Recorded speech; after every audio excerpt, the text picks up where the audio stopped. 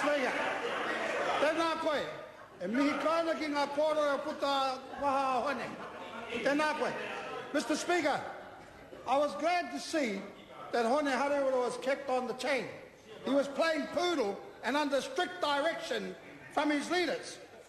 And that wasn't Hone talking, and he knew that it was wrong. It was like this frimby big boy over here who was barking. You got a poodle over there, and you got a bulldog over here, carrying on and nattering on about nothing. Because we are a party of all of those things.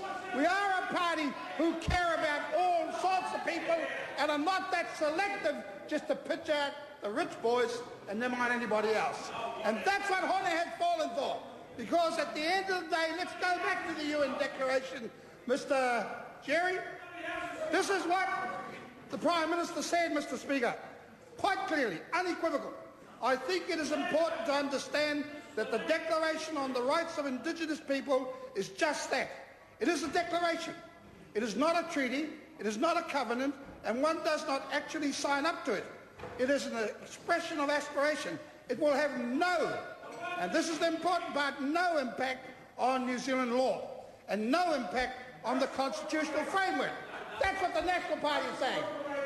Peter Sharples and Hone Harawira on the chain is saying celebrate, celebrate. Celebrate what? Celebrate nothing. And I'll tell him because he said we were useless bastards. That's what he said on the TV. Order. That's what he said on the TV. Order. Now, normally, I'm on my feet and there will be no interjections. Normally, when members are clearly quoting something, I wouldn't object too much, but the implication was that some members of this House were, as the member described, and I don't think that's an acceptable thing to be saying. The point of order, the Honourable Trevor Mallett. Mr. Speaker, what my colleague said was a direct quote about members of the House on this side from that member. Order. A point of order is being order. A point of order will be heard in silence. Mr. Speaker, it was a quote. I think half of it translated, but a direct translation of what that member said about members on this side. If we can't say what he said about us and refute it, we have some problems. Well, Order, the thing is that in this House there are some limits. I don't want to be too tight because it's a robust debate, but there are rulings that you cannot use a quotation to introduce unparliamentary language. Now, I don't want to be too precious about that because this is a place of robust debate. But where we start quoting things said outside the House, inside this House, it implies across the House that members might be, as the member said, I think we need to be a bit careful. I'd ask the member to be a little cautious, not to be too careless in what he says. The Honourable Parakura Horomia. Thank you, Mr. Minister. Thank you, Mr. Speaker. Mahi waha huka huka e hone, tēnā koe. What did the PM mean when last week he said there'll be no rush to sign the declaration? Does the PM agree with the Minister of Māori Affairs when he said the sign-up was unconditional? That's what the Minister of Māori Affairs said. That's right, Morris. You're not back on the front bench yet, but that's dead right. Because at the end of the day, Jerry will make sure of that. And Simon will sit there and cuddle and open up in the sense of the distort that he spoke about yesterday in relation to the UN Declaration. And they know that they put the Māori Party asunder. They know that they're celebrating in disguise, and they know full well that they're using them and milking them. As Minister Turia said today, this is about next year's election. Well, let's see about that in relation to the Māori issues. Because I want to tell Hone Harawira this. This is what the last Labour government did. We took the minimum wage up 8 to 9 times. When the last period of time they were in, they took it up 37 cents. They're at it again, Mr. Speaker.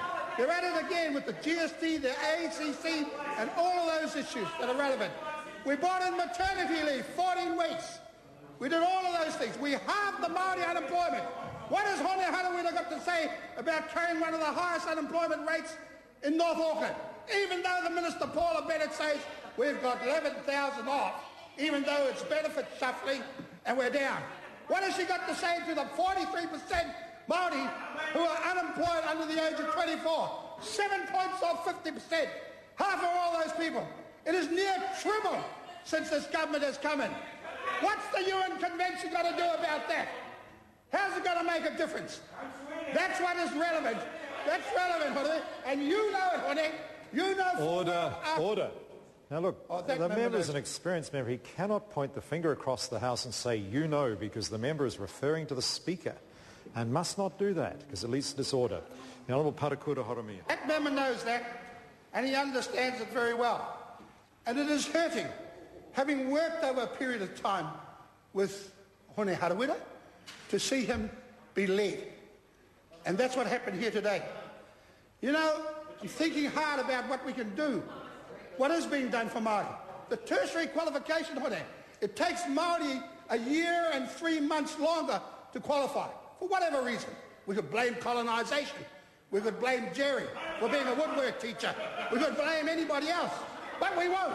We won't. We're not like that. But what we will make sure is who does all this shuffling around, both by Paula Bennett, both by Pothole Stephen, who at the end of the day will this affect? It'll affect Māori, it'll affect Pacific Islands people. That is what will happen. And I can tell you what they're saying on the road to those members over there. People are starting to doubt, big time. And we get around on the road. And it's not about Vote Māori Party. They think there's a schmozzle going on. And the majority of this country understands the pat and poodle stuff about the National Party telling mainstream New Zealand, being very wary that they don't damage their image and watching the polls, and those people over there not understanding that they're being taken down the road. The Honourable Simon Power. Mr. Speaker, the major... The Honourable Simon